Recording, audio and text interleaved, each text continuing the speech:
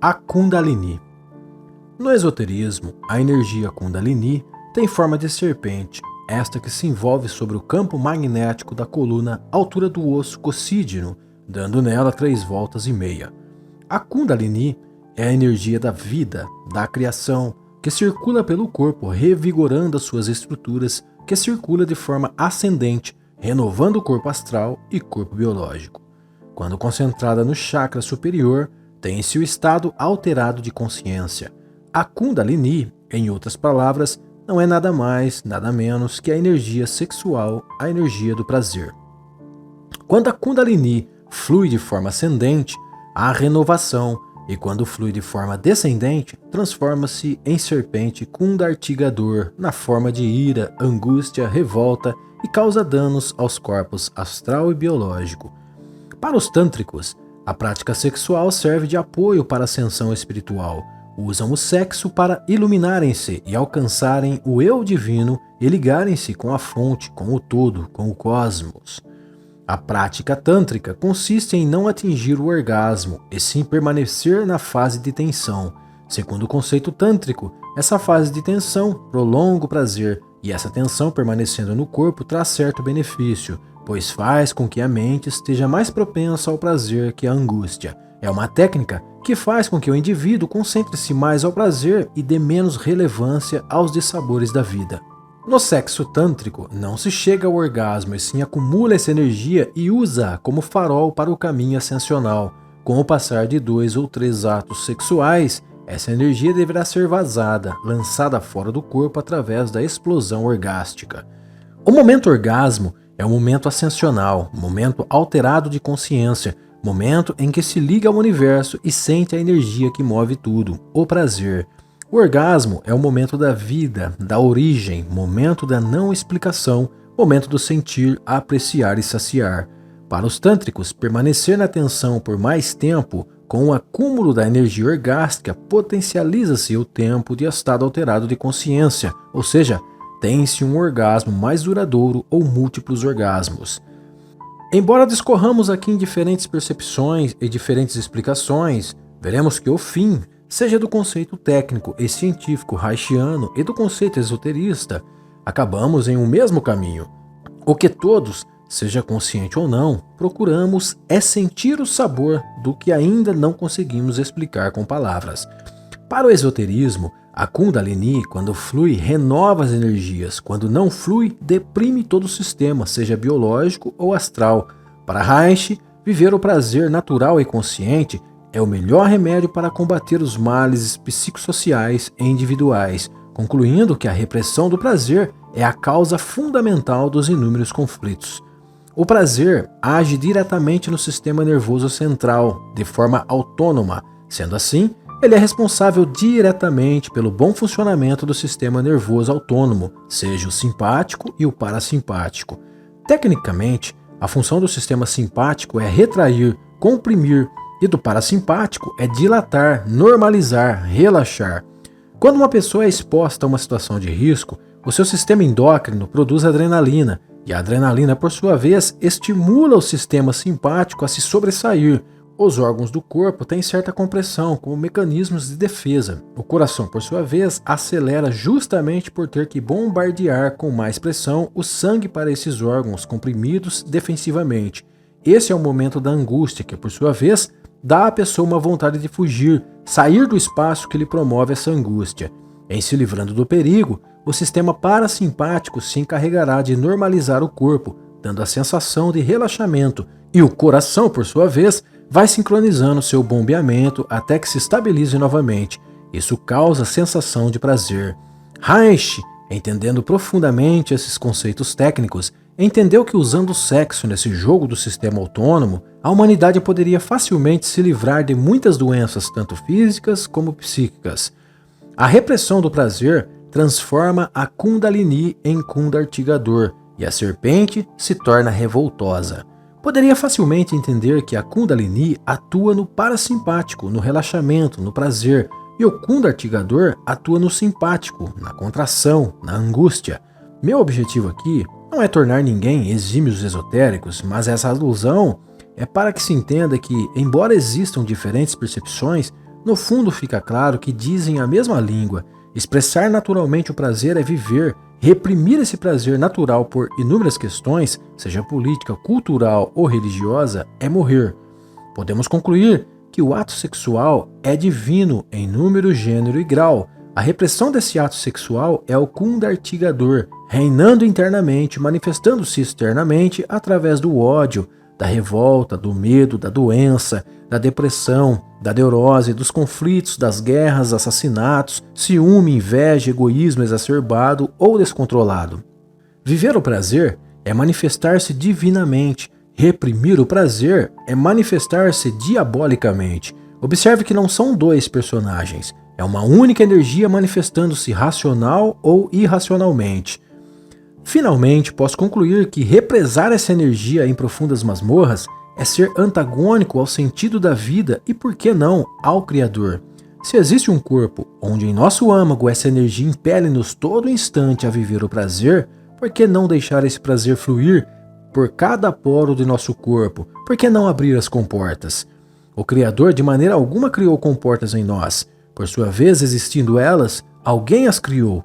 Entendendo então que essas comportas abstratas criadas artificialmente pelos modelos tradicionais têm grandes parcelas de culpabilidade pelas nossas mazelas e que para converter essas mazelas em bonanças não há outra solução senão abrir as comportas e deixar fluir conscientemente o prazer.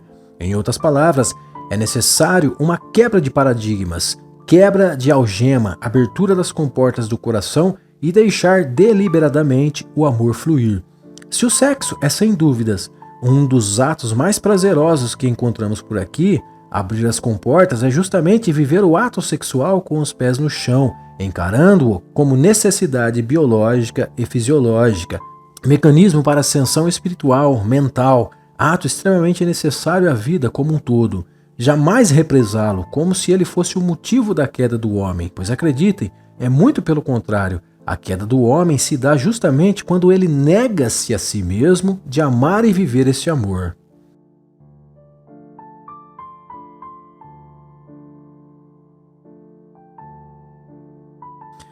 Não somos naturalmente monogâmicos. Friso aqui, se observarmos o comportamento animal, perceberemos que 99% necessariamente precisam copular entre pares opostos, macho e fêmea, para que se perpetue a sua espécie, e que esta perpetuação de espécie objetiva sempre o aprimoramento da raça. Na observação tanto empírica como científica, são esses os dados que nos parecem os mais adequados para a vida. Em outras palavras, é obrigatório haver cópula. Se não houver, também não há vida. Os únicos seres vivos que não se reproduzem através da cópula são os organismos unicelulares que se multiplicam por si, através da autorreprodução. Toda espécie de vida é formada por cadeias de átomos que subsequente dará sentido a um organismo, sendo eles, na maioria, compostos por átomos de carbono. Nas milhares de pesquisas ao longo de tantos séculos, décadas e anos, nada é mais esclarecedor para nós, contemporâneos, do que essas descobertas. Nós, seres humanos, fisicamente, em nada diferenciamos de nossos irmãos da natureza, e a única coisa que diferencia um de outro são as cadeias de bilhões de informações responsáveis por toda estratégia e combinações celulares, o DNA. Somos todos, homens e animais, mamíferos e não mamíferos, formados pelos mesmos elementos materiais que fundamentam a nossa existência tangível, o átomo. Estando isso muito bem claro, fica muito bem claro também que assim como a maioria dos animais não são monogâmicos, assim o somos. É óbvio que com a nossa capacidade de enxergar o mundo, talvez mais objetivo do que os nossos irmãos de natureza, desenvolvemos ao longo dos milênios a capacidade de criar algumas limitações em nossa própria natureza. Todavia, em nosso âmago, existe uma tendência muito clara e objetiva de que não somos monogâmicos. A grande concretude que dá solidez para esse raciocínio está justamente no número absurdamente considerável de relacionamentos extraconjugais. Julgar, ridicularizar, menosprezar um sujeito que trai a sua amada ou vice-versa talvez não seja uma ideia tão inteligente quanto as pessoas imaginem. Lembre-se que o homem natural tem uma força irresistível e só mesmo o disciplinando é que conseguimos desenvolver um modelo mais feliz para se viver.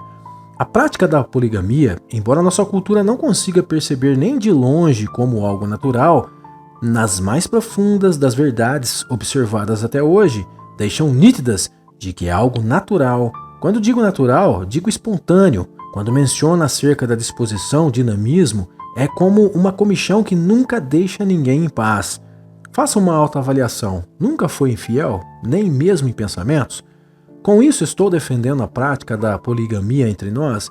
Perfeitamente que não. Todavia, posso ser bem franco. Juras eternas de amor com a estrita e complexa fidelidade são fenômenos estranhos. Se englobar os pensamentos à fidelidade, é algo raríssimo. Para um casal desenvolver uma boa convivência, deve ter isso em mente e entender que essa é nossa natureza e que corremos o risco de deslizar, mesmo não querendo. Não é a admissão de que um e outro gozem deliberadamente de relacionamentos extraconjugais, mas que sejam francos um ao outro e desenvolvam um modelo em que essas falhas da natureza, se é que são falhas, tenham finais felizes. Mais uma vez, posso dizer que o ciúme é um estado emocional que deve ser muito bem disciplinado e o diálogo franco deve estar na pauta sempre. Nos próximos capítulos, entenderemos por que Jesus teve a plena capacidade de perdoar a mulher adúltera. Estou bem certo que, quando agimos pela razão e não pelas emoções inflamadas culturalmente, nós temos uma tendência muito maior ao perdão e à compaixão, pois, quando um de nossos irmãos sucumbe às vontades naturais, prontamente sabemos que ele não é um pervertido ou um mau elemento, simplesmente ainda lhe falta domínio em suas vontades. Dentro desse conceito, percebam que, quanto mais se reprime as vontades naturais, mais essa bomba tensiona o indivíduo a se explodir. Defender a monogamia como elemento natural é um fiasco, sem dúvidas.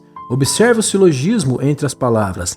Deus fez a natureza e, por sua vez, essa impele o homem ao seu chamado, viver o prazer. Portanto, vá ser feliz de acordo com aquela comichão que te perturba o tempo todo, claro, de maneira inteligente. Por isso, jamais, nem aqui e nem em outra vida, Deus o condenará quando a comichão te vencer. A força que impulsionou Jason dar uma olhada no retrovisor foi um instinto poligâmico. É muito bem claro, se a monogamia fosse genuinamente algo em harmonia com a natureza, jamais, nem em pensamentos, alguém seria infiel com seu par. Quando nós encaramos nossos instintos, desenvolvemos a passividade. Quando o afogamos, seja pela moral religiosa, cultural ou política, nos tornamos demasiadamente insuportáveis conosco e com os demais. Temos, mesmo que não querendo, que colocar máscaras e dar sorrisos amarelos. Neste pequeno trecho, cabe uma profunda reflexão. Não é um convite de forma alguma ao mundo da verdade, mas é uma forma de perceber que sutilmente estamos vivendo no mundo das máscaras e que o único modelo que pode nos trazer paz é saber quem somos por detrás de todos os véus.